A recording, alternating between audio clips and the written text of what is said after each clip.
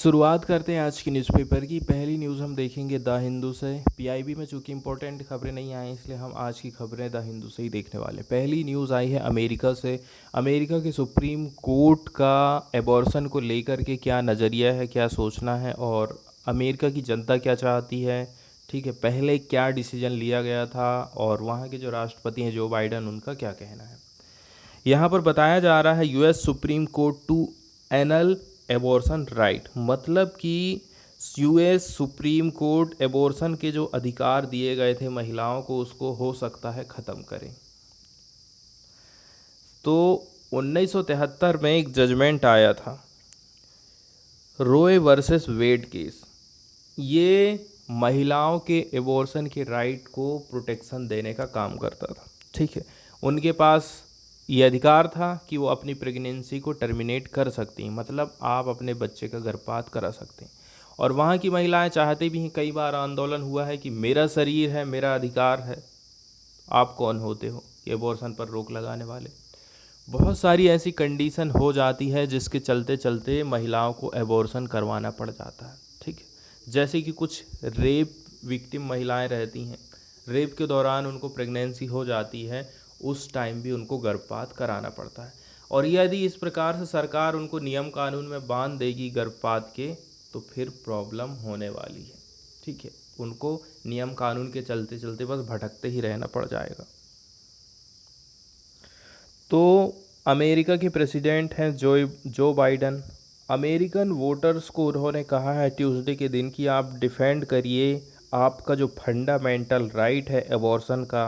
ठीक है, आप उसको बचा लीजिए, क्योंकि एक ड्राफ्ट रिलीज हुआ, कैसा हुआ, लीक हुआ है, जो कि ये सजेस्ट करता है कि supreme court is poised to strike down the long standing decision in the 1973, मतलब कि 1973 में जो लॉन्ग स्टैंडिंग डिसीजन आया था उसको स्ट्राइक डाउन कर सकती है सुप्रीम कोर्ट। इसलिए जो बाइडन ने अपनी जनता से ये आह्वान किया था। इसके बाद वाली न्यूज़ हम देखेंगे एक्सपोर्ट और इंपोर्ट कैसा रहा है पिछले महीने का इंडिया का। ठीक है, यहाँ पर दो कलर दिखाए गए हैं। एक कलर है ब्लू वाला, ब्लू कलर दिखा रहा है पिछले साल का डाटा अप्रैल का, और रेड कलर दिखा रहा है 2022 के डाटा को। तो एक्सपोर्ट की हम बात करें, निर्यात की, तो अप्रैल 2021 में हमने निर्यात किए थे $30 बिलियन का, और 2022 में ये बढ़कर के $38 बिलियन हो गया। वहीं इंपोर्ट की यदि हम बात कर लें तो इंपोर्ट हुआ था हमारा $46 बिलियन का, आयात हमने इतना किए, और हमने 2022 में आयात करे थे $58 बिलियन का। इसका मतलब आप देख रहे हैं निर्यात हम कम करते हैं, ठीक है, और हमारा जो आयात है वो हाई रहता है।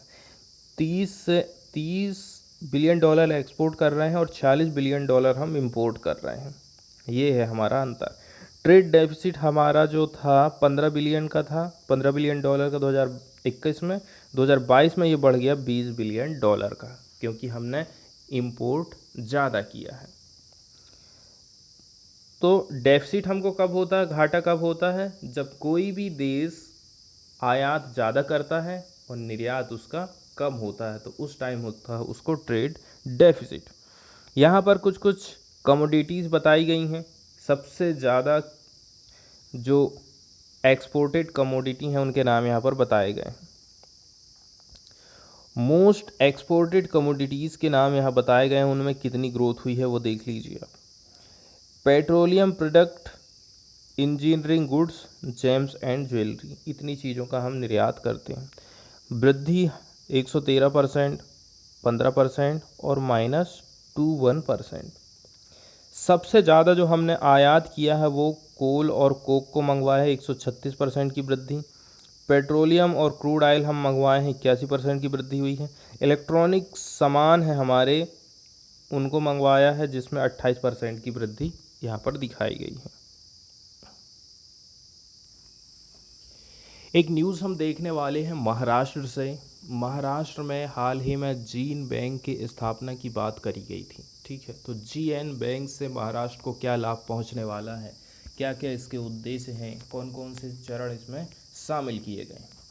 तो महाराष्ट्र में समुद्री विविधता, सी में जो चीज़ें पाई जाती हैं, मछली है और भी जो अन्य प्रजातियां पाई जाती हैं, चाहे वो कोरल रीफ है या फिर अन्य चीज़ें। इसके अलावा स्थानीय फसलों के बीज और पशु विविधता सहित आनुवंशिक संसाधनों का कंजर्वेशन किया जाएगा। परियोजना के अंतर्गत 7 सब्जेक्ट यहाँ पर तय किए गए हैं, मतलब 7 महत्वपूर्ण विषय पर महाराष्ट्र जीन बैंक प्रोजेक्ट काम करने वाला है। पहला है समुद्री जैव विविधता, दूसरा है स्थानीय फसल या फिर बीजों को संरक्षित करके रखना है हमको, देसी मवेशियों की नस्लों को बचा के रखना है, मीठे पानी की जैव विविधता सेव करना है, घास के मैदान, झाड़ झंखाड़ और पशु चरने वाली भूमि की जैव विविधता, वन अधिकार के तहत क्षेत्रों के लिए संरक्षण और मैनेजमेंट योजना है। इसके अलावा वन क्षेत्रों का कायाकल्प करना है। परियोजना के अंतर्गत कितना खर्चा किया जाने वाला है, तो 172 करोड़ रुपए इसमें आवंटन किया जाएगा और ये अगले 5 साल में होने वाला है। इसके अंतर्गत कौन कौन सी गतिविधि शामिल हैं, तो इसके लिए स्वदेशी ज्ञान संसाधनों का दोहन किया जाएगा। दूसरी बात, प्रजातियों और स्थानीय समुदायों के ज्ञान को अच्छी तरह से प्रलेखित किया जाएगा। फिर आनुवांशिक और आणविक नमूनों को संरक्षित किया जाएगा और उनके प्रजनकों का समर्थन होने वाला है। फसल जैव विविधता को संरक्षण देने के लिए सरकार जीनोम वाहकों को प्रोत्साहित करेगी, जो स्थानीय फसलों की किस्मों के बीजों का प्रोटेक्शन करते हैं और बीज बैंक बनाते जाते हैं।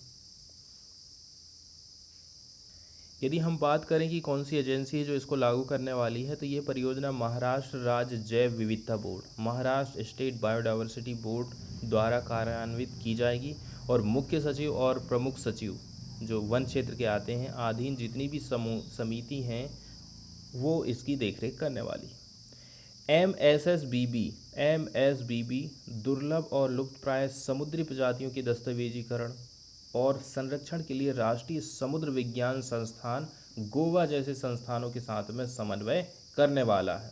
मतलब कि जो बोर्ड बनाया गया है, ये बोर्ड बनाए हैं, तो ये बोर्ड दुर्लभ प्राणी हैं, जो लुप्त होने वाले समुद्री जीव हैं, उनका दस्तावेज बनाएगी और उनको संरक्षित करने के लिए एनआईओ गोवा जैसे संस्थानों के साथ में समन्वय करने वाली है। अब यहाँ पर एनआईओ के बारे में बताया जाता है, national institute of oceanography. NIO वैज्ञानिक और औद्योगिक अनुसंधान परिषद CSIR नई दिल्ली की 37 घटक प्रयोगशाला में से एक मानी जाती है। स्थापना 1966 में हुई थी और एक ये मल्टी सब्जेक्टेड समुद्र विज्ञान अनुसंधान, समुद्र में अनुसंधान करने वाला संस्थान है। अब हम देख लेते हैं न्यूज़ को। तो न्यूज़ में बताया जा रहा है पोषण से लेकर के लोकल जो नॉलेज होता है किसी भी चीज़ को बनाने को लेकर के, वहाँ तक का रास्ता यहाँ पर बताया जा रहा है। महाराष्ट्र का जो जीन बैंक प्रोजेक्ट है is about using science to secure future. विज्ञान का ये उपयोग करेगा ताकि लोगों का जो भविष्य है वो सिक्योर हो सके। The countries first of its kind gene bank, देश का पहला जीन बैंक प्रोजेक्ट कहाँ है? महाराष्ट्र का। In Maharashtra which received the approval of the state cabinet last week, पिछले हफ्ते ही स्टेट गवर्नमेंट की कैबिनेट की बैठक में इसको मंजूरी मिल गई थी। Is to be implemented across the state, पूरे स्टेट में इसको लागू किया जाएगा। इसके पास पोटेंशियल है, एनर्जी है, ये यूज़ कर सकता है मॉडर्न साइंटिफिक मेथडोलॉजी को, जिससे कि सेपरेट किया जा सके the chaff from the gain from the massive pool of traditional Indian wisdom. तो जो मैसिव इंडियन ट्रेडिशनल विजडम है, संरक्षण की जो विधियां हैं गांव के लोकल लोगों की, उसको बढ़ावा दिया जाएगा, उसको साइंस के साथ में जोड़ा जाएगा। इसके अलावा it can also scout and introduce crop cultivator. ठीक है, यहाँ पर हमें क्रॉप कल्टीवेटर को इंट्रोड्यूस करने की बात की जा रही है। And live stock breeds for better adaptation to climate change and variability. इसके अलावा यहाँ पर बात करा जा रहा है हम ऐसे गाय बैल भैंस, बकरी, इस प्रकार के एनिमल को हम क्या करेंगे, मॉडिफाई करेंगे या फिर ऐसी प्रजातियां विकसित करेंगे जो क्लाइमेट चेंज के अनुसार सरवाइव कर सकें। एमजीबी बताया जा रहा है, MGB is collaborative process of knowledge generation, documentation, validation and propagation of successful community driven practices of conservation of biodiversity. MGB के बारे में बताया जा रहा है, एमजीबी के अंतर्गत आखिर होना क्या है। तो लोकल जो लोग हैं, कम्युनिटी ड्रिवन प्रैक्टिसेस हैं बायोडाइवर्सिटी कंजर्वेशन के लिए, उसका क्या करेगा, डॉक्यूमेंटेशन, वैलिडेशन, प्रोपेगेशन। सबसे अच्छी बात यहाँ पर ये बताई जाती है कि ये क्या काम कर रहा है। कई सारे जो ग्रास रूट लेवल के वर्कर हैं, सोशल साइंटिस्ट हैं और मार्जिनाइज कम्युनिटी के लोग हैं, उनको एक साथ एक मंच में ला रहा है ताकि हम अचीव कर सकें कॉमन गोल, जो कि है हमारा कंजर्वेशन ऑफ बायोडाइवर्सिटी। अब इसमें हम मॉडर्न साइंटिफिक मेथोडोलॉजी का यूज़ करेंगे। इससे हम सेपरेट कर सकते हैं chaff from the grain from the massive pool of traditional Indian wisdom has been a significant achievement. ये जो प्रोजेक्ट है वो हमें हेल्प करेगा, could help document vast traditional knowledge resources of local communities. यहाँ पर एक वर्ड यूज़ किया गया है एक्स सिटू कंजर्वेशन। तो एक्स सिटू कंजर्वेशन एक प्रकार का कंजर्वेशन ही होता है। And maintenance of plant sample, हमें संरक्षण करना है, उनका मेंटेनेंस करना है, किनका, प्लांट के सैंपल का, outside there natural habitat.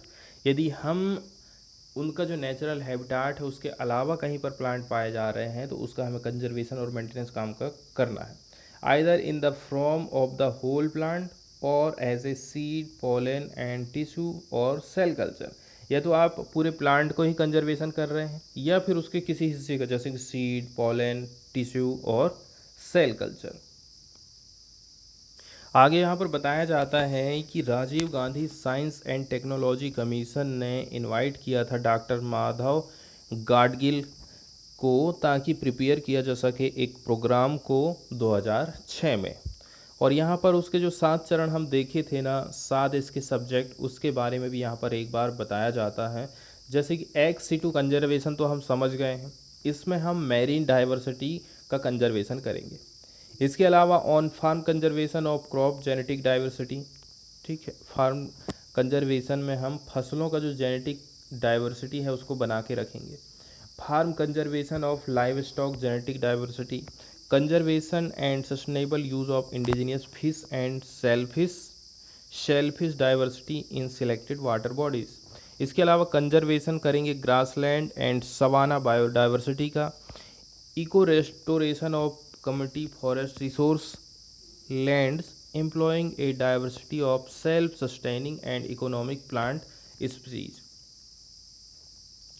Explainer वाले पेज में चलते हैं और समझने की कोशिश करते हैं कि किस प्रकार से क्लाइमेट चेंज हमारी लाइफ को और दुनिया को प्रभावित कर रहा है। गर्मियाँ जिस हिसाब से बढ़ते जा रही है उसका क्या क्या असर पड़ रहा है, उसको कंपेयर करने की यहाँ पर कोशिश करी जाती है। जैसे कि बहुत कम जो उत्पादन हुआ, बहुत कम तो नहीं कह सकते, लेकिन पिछले साल की अपेक्षा यदि हम देखें उत्पादन पंजाब का, वो ये बताता है कि क्लाइमेट चेंज ने फसलों को भी प्रभावित किया है। Evidence from Punjab shows that wheat arrivals in mandis have been 20% lower this year compare to 2021। पिछले साल 2021 से तुलना करोगे तो इस बार मंडी में 20% फसल कम पहुंची है। The primary reason for the reduction is the extreme level of heat. इसका मेन कारण क्या है, गर्मी का बेतहाशा बढ़ जाना। और जब गर्मी बढ़ जाती है एकदम से तेज़ी से तो फसलें जल्दी पक जाती हैं और जल्दी पकने के चक्कर में उनका उत्पादन, उनका जो प्रोडक्शन है वो कम हो जाता है। The average temperature in April has been constantly above the 40 degree centigrade mark across the Punjab. Punjab में अप्रैल के महीने का एवरेज टेम्परेचर 40 डिग्री के ऊपर ही रहा था। This has reduce the wheat yield significantly this year. और इसी के चलते चलते ये प्रोडक्शन है ना वो डाउन हुआ है। Moreover, extreme heat this year aligned with the mango flowering season in the north. और अब इसको आप अलाइन कर के देख सकते हो मैंगो की जो खेती होती है नॉर्थ वाले हिस्से में, उससे रिलेट करके देख सकते हैं। इससे ये रिजल्ट हुआ कि जो मैंगो फ्लावर्स हैं ना वो गिर गए ट्रीज से, wilting before it could mature, मतलब वो बड़े होते उसके पहले ही वो फूल के रूप में झड़ के गिर गए। कॉन्सिक्वेंटली मैंगो अराइवल इन मार्केट ड्रॉप, और इसी के चलते चलते आम की फसल इस बार कम रही है, pushing up the retail price. और फिर जब आम कम आ रहा है तो उसका दाम हमेशा हाई रहने वाला है। A similar pattern was observe in the case of lemons, और यही बात आ जा रही है लेमन मतलब कि लेमन का प्राइस आप देख रहे हैं 20 रुपये के 2 दे रहा है, 4 दे रहा है। ऐसा आखिर हो क्यों रहा है? क्योंकि लेमन की खेती भी क्लाइमेट चेंज से प्रभावित हुई है एक्सट्रीम हीट के चलते चलते। ये ग्राफ यहाँ पर बताया गया है वैसे पंजाब का, जैसे 2021 में 19.8 था यील्ड इन क्विंटल पर एकड़, एक एकड़ में कितना क्विंटल हो रहा है ये बता रहा था। तो एक एकड़ में लगभग 20 क्विंटल का प्रोडक्शन होता था, जो घटकर के 17 हो गया है 2022 में। और यहाँ पर बताया जा रहा है मार्च और अप्रैल के महीना में यहाँ पर हमको एक्सट्रीमली हाई टेम्परेचर रिकॉर्ड देखने को मिला है, पूरे इंडिया की बात कर लें। जबकि हम मंथली एवरेज अधिकतम टेम्परेचर की बात करें तो वो रहा 33.1 degree centigrade. India as a whole recorded its hottest March in at least the past 120 year for which data are available. तो बताया जा रहा है India as a whole recorded its hottest March, सबसे ज़्यादा गर्म मार्च का महीना हम देखे हैं एवरेज यदि हम देखें तो पिछले 120 साल का डाटा निकाल के। Throughout April due to an intense heat wave, और इसी के चलते चलते फिर चलती हैं हीट वेव गर्मी के कारण। Cities across India recorded A maximum temperature of more than 44 degree centigrade. यदि हम हीट वेव की बात करें अप्रैल के महीने में, इंटेंस हीट वेव के चलते चलते कई सारी ऐसी सिटीज़ हैं जहां 44 डिग्री सेंटीग्रेड से भी ज़्यादा तापमान रिकॉर्ड किया गया। The extreme heat led to substantial increase in forest fire. ठीक है, गर्मी बढ़ने से जंगलों में आग लग रही है। Moreover power demand reach the highest level in at least 8 decade. 10 साल का पिछला रिकॉर्ड आप निकाल के देखोगे तो सबसे ज़्यादा बिजली की डिमांड बढ़ गई है। The extreme weather has adversely affected the production of essential crop जैसे कि wheat and fruits such as mango and lemon. यहाँ पर हम समझने की कोशिश करेंगे लैप्सस के बारे में। The cyber crime group Lapsus is said to be based in South America. माना जाता है कि ये साउथ अमेरिका बेस्ड है। The group is relatively new, ये जो ग्रुप है वो रिलेटिवली रूप से न्यू माना जाता है, लेकिन has successfully breached major firm like Microsoft. लेकिन सक्सेस उसी तरह से है जैसा कि माइक्रोसॉफ्ट सक्सेस है। It has also publicly taunted their victims leaking their source code and internal document. इसके पास पावर है कि वो लीक कर सकती है उनके सोर्स कोड को, इंटरनल डॉक्यूमेंट को, इस प्रकार से वो प्रभावित कर सकती। They have even gone to the extent of joining Zoom calls of companies they breached, taunting employees and consultants who are trying to clean up their hack.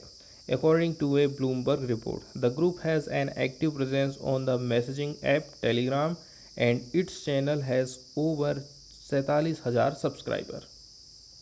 यहाँ पर जो हैकर्स लोग हैं उनके बारे में थोड़ी जानकारी दी गई है जो कि इस प्लेटफॉर्म को रन करते हैं। The group is said to be led by 2 teenagers. यहाँ पर 2 टीनेजर्स हैं जो कि इसको लीड कर रही हैं। एक 16 साल और दूसरा 17 साल। The younger of the 2 is from Oxford, 2 में से एक ऑक्सफोर्ड से है। And has been accused of being the leader of Lapsus, और उसके ऊपर आरोप लगाया जाता है कि वो उसका लीडर है। He is also said to be diagnosed with autism, और ऑटिज्म का भी शिकार है, ऐसा कुछ बताया जाता है। नेक्स्ट न्यूज़ हम देखने वाले हैं देसी आर्टिलरी गन सिस्टम के बारे में। ठीक है, इसको वैलिडेशन ट्रायल के लिए पास कर दिया गया है। It met the needs of army, ऐसा अधिकारियों का कहना है। मतलब आर्मी की ज़रूरत के हिसाब से इस आर्टिलरी गन को हमने तैयार किए हैं। The indigenous advanced towed artillery gun system, shortcut में कहें तो ATAGS, इसको डेवलप किया गया है defence research and development organisation के द्वारा। इसमें जॉइंटली है कौन कौन, प्राइवेट इंडस्ट्री है। Across a milestone this week by successfully completing the validation trial toward meeting a specification of the army. मतलब कि DRDO है प्लस प्राइवेट कंपनियां भी इसमें शामिल रही थी। The week long preliminary service quality requirement PSQR जिसको कहते हैं, validation retrial were conducted at the Pokhran field firing range from 26 April से लेकर के 2 मई, 26 अप्रैल से 2 मई तक पोखरन में इसकी टेस्टिंग हुई थी। बताया जा रहा है कि there are very stringent specification for accuracy consistency. यहाँ पर एक्यूरेसी भी हमको देखने को मिलेगी, और मतलब कि स्ट्रिंजेंट, कड़ी से कड़ी यहाँ पर एक्यूरेसी हमको देखने को मिला है, ऐसा ऑप्शन लोगों का कहना है। Performance during trial were well with in the specification, जैसा स्पेसिफिकेशन दिया गया उस हिसाब से वहाँ उसका परफॉर्मेंस हमको देखना को मिला था। इस गन को यहाँ पर बताया जा रहा है मोस्ट एक्यूरेट, किस हिसाब से है, तो ये जो ATAGS है 155 mm 52 calibre heavy artillery gun मानी जाती है। इसको जॉइंटली डेवलपमेंट किया गया है armament research and development establishment ARDE और पुणे बेस्ड लेबोरेटरी DRDO की, in the partnership with Bharat Forge and Tata group. इसमें और भी पार्टनरशिप जुड़ गई है भारत फोर्स और टाटा ग्रुप की। अगस्त 2018 में डिफेंस एक्विजिशन काउंसिल ने इसने एकॉर्डेड किया था अप्रूवल को for the purchase of 150 of these guns at an approximate cost of 3,365 crore रुपए। तो इसने अप्रूवल प्रदान किया था डिफेंस एक्विजिशन काउंसिल ने कि हम 150 इस प्रकार की गन खरीदेंगे, कीमत रहेगी 3,365 रुपये, which could be split between 2 companies, 2 भाग में इसको बांट दिया गया है। The army has requirement of 1580 artillery guns in this category, इस टाइप की हमको 1580 तो चाहिए, ऐसा आर्मी कहती है। The ATAGS has demonstrated a range of over 45 kilometre की रेंज बताई गई है, and official term it as the most consistent and accurate gun in the world.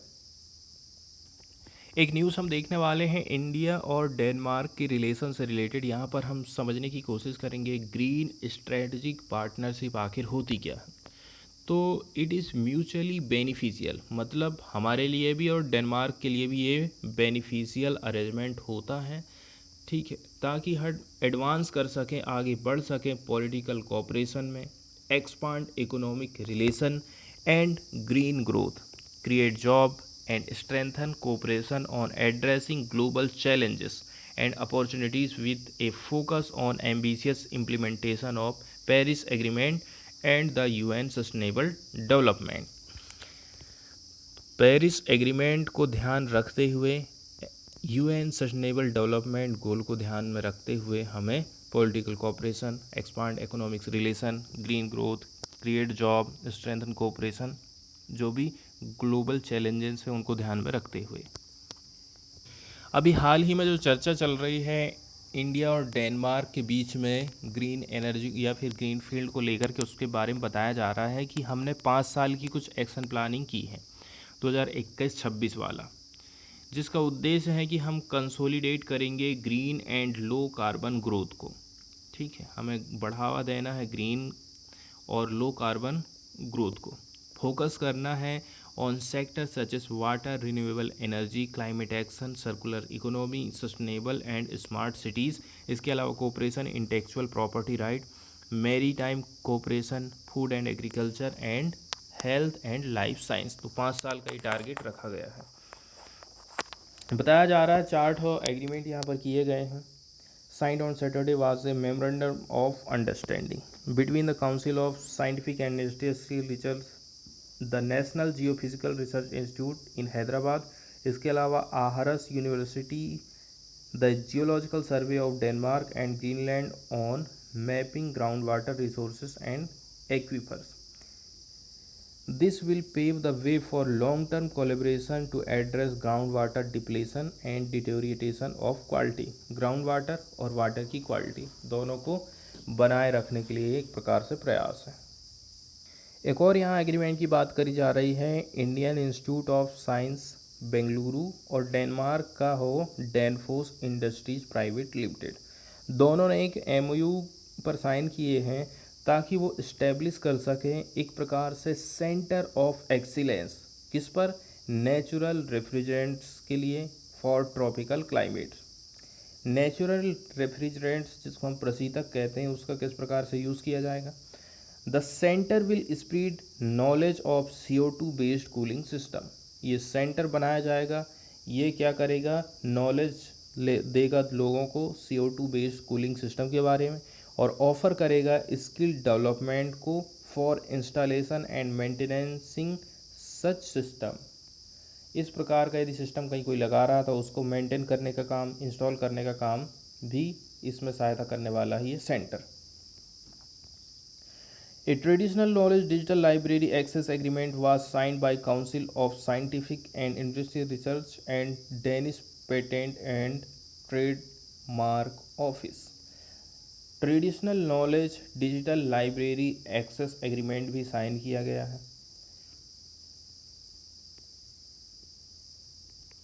Next news हम देखने वाले हैं फ्रीडम इंडेक्स से रिलेटेड। प्रेस फ्रीडम इंडेक्स मतलब कि हमारी जो क्षेत्र में पत्रकारिता है, टीवी में आप न्यूज़ देखते हैं, न्यूज़पेपर में आप न्यूज़ पढ़ते हैं, तो सारी चीज़ में हमारे जो न्यूज़पेपर है या हमारे टीवी में जो न्यूज़ चैनल वाले दिखा रहे हैं वो कितने ज़्यादा फ्रीडम है, कितना कम वो दबाव महसूस करते हैं सरकार के द्वारा। इस हिसाब से देखा जाए ना तो India slips to 150 in press freedom index. ठीक है, प्रेस फ्रीडम इंडेक्स में इंडिया ने गिरावट दिखाई है। The press club of India PCI और IWPC Indian women press corps on Tuesday said attacks on press freedom. Press freedom के ऊपर अटैक किया जा रहा है। Had seen an exponential rise and that India did not fare too well in this regard. Ranking 150 out of 180 countries. 180 में से उसको मिला है 150 नंबर का स्थान। ये दिया है world press freedom index, compile किया गया था रिपोर्टर्स सेंस फ्रंटियर के द्वारा। On world press freedom day the PCI said journalist had been incarcerated under draconian laws. ठीक है, इनको जेल में डाल दिया जाता है ड्रैकोनियन लॉस के माध्यम से फॉर फ्लिम्सी रीजन, छोटे मोटे कारण को लेकर के, मतलब कि बदले की भावना को लेकर के, आवाज़ दबाने को लेकर के। And on some occasion face threat to their life, यहाँ तक कि उनके जान को भी खतरा है। As well as from self styled custodian of I in the social media space.